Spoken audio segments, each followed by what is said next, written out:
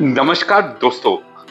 उम्र बढ़ती है, जानकारी बढ़ती है, लेकिन इंसानों की आदतें, बिहेवियर अक्सर वही रहती है, राइट? आखिर क्यों?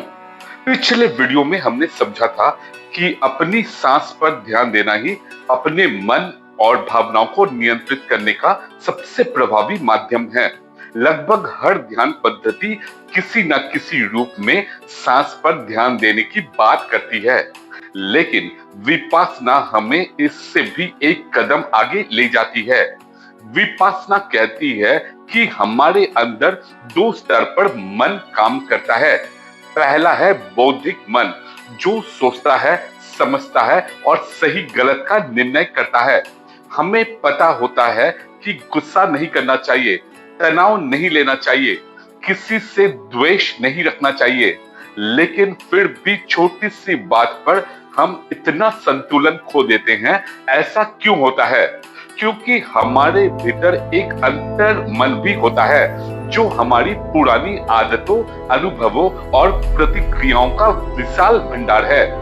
जब कोई भी घटना घटती है, जैसे आपको कोई अपमान कर दे या आपकी प्रशंसा कर दे, वो घटना हमारे इंद्रियों के माध्यम से अंतर मन तक पहुंचती है और वहां पहले से मौजूद किसी पुराने संवेदना सेंसेशन को जगा देती है। फिर हमारी प्रतिक्रिया लगभग अपने आप निकल जाती है।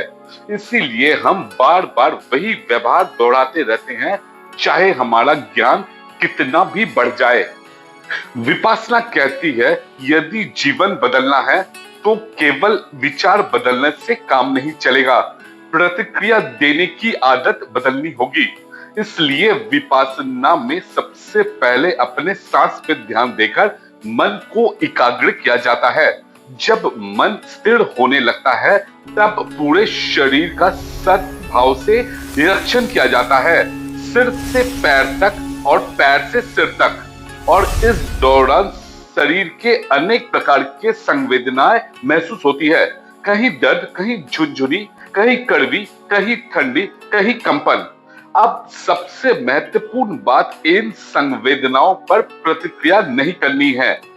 ना उन्हें डरना है, ना उनसे भागना है, बस उन्हें देखना है, समझना है और स्वीकार करना है कि ये भी बदल जाएगा।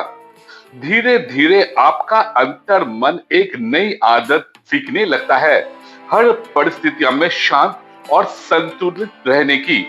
पुरानी प्रतिक्रियाएं कमजोर पड़ने लगती है और उनकी जगह संभाव, इक्वानिमिटी विकसित होने लगता है।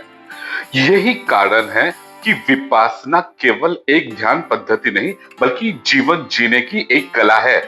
ये हमें सिखाती है कि हर परिस्थितियों को बदलने से पहले स्वयं को बदलना अधिक आवश्यक है।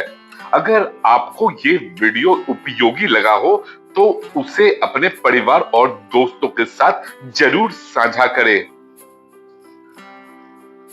नमस्कार।